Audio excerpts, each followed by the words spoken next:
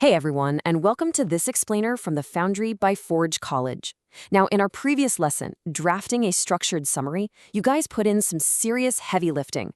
You took the wildly complex concepts of the Bitcoin whitepaper and you forged them into a solid, structured first draft. And frankly, that is huge. But right now, I want you to look at that draft as a raw mechanical prototype. It's built, sure, the parts are all there, but it's just sitting on the workbench in the engineering lab waiting to be properly calibrated. So today, we're going to take that prototype and we are going to polish it until it absolutely hums. Okay, let's dive into our blueprint index. This is your exact roadmap for calibrating those capstone drafts today.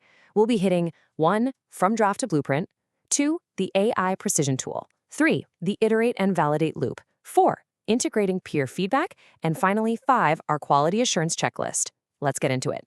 Section 1. From draft to blueprint, the version 1 prototype. So, your mapped outline and those initial technical notes, they are fantastic raw materials. But right now, they are pretty unrefined. Let's be honest with ourselves. A messy first draft is basically a clunky machine with way too many gears. You've got run-on sentences spinning off in one direction, you've got passive voice grinding the gears in another, and the problem with a machine that has all these unnecessary parts is that it completely obscures the beautiful underlying mechanisms. Things like proof of work and block selection get lost in the noise. Our job today isn't to add more gears. Actually, scratch that. It's the exact opposite. We want to strip away the noise so the reader can actually see how the engine works.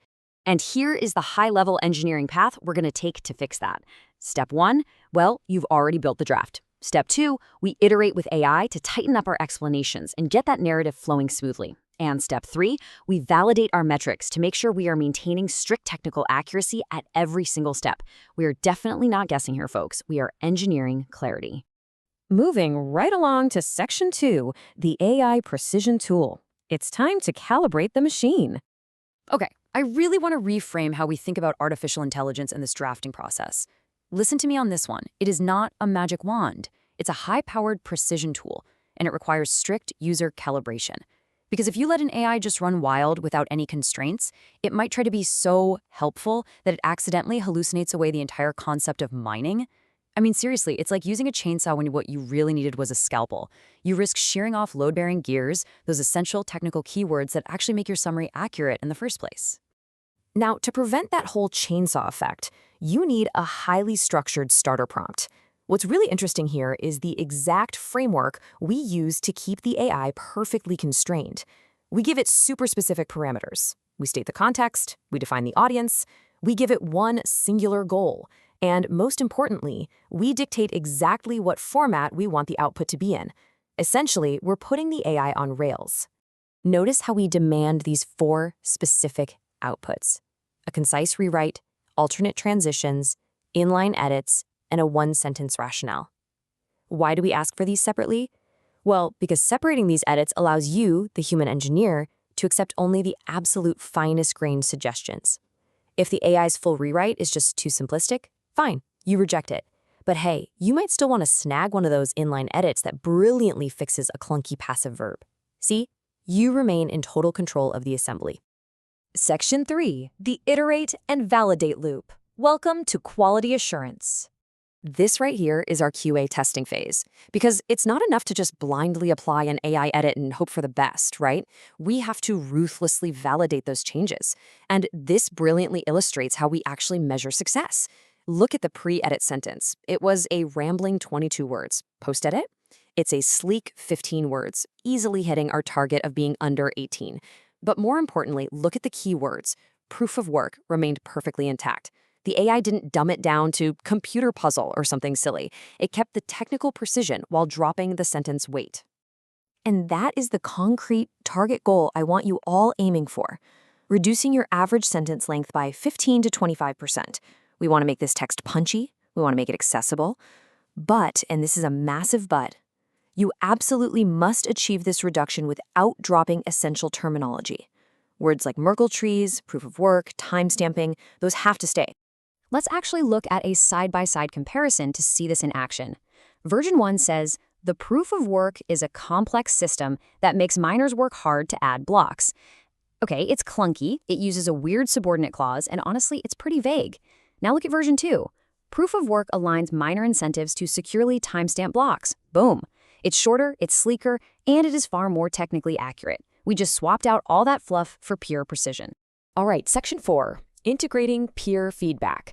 This is our user testing phase. Think of this phase as putting our prototype in front of real people. You've run the AI diagnostics, sure, but what if the AI misses a distinctly human logic gap?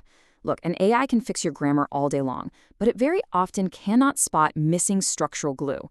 It doesn't know that a beginner reader might read paragraph A, then paragraph B, and completely fail to understand how the two actually connect. Human peer review is absolutely vital for catching those narrative leaps. And honestly, that's exactly why collaborating with peers to review each other's work is such a massive part of how we learn within the Forge College community programs. So the crucial point here is that as you're making these peer and AI edits, you need to track them as a versioned artifact. All that really means is saving your draft cleanly, like naming a file mining_v2. By tracking your changes incrementally, you know exactly which peer suggestion or which specific AI calibration was applied at any given moment. No more waking up and guessing what on earth you changed 3 days ago. And finally, section 5, quality assurance checklist. The final assembly. This is the very last stop on the assembly line before our prototype moves into production for the capstone. Let's step back and see how this builds across our entire timeline. We started with draft version 1, which was completely raw.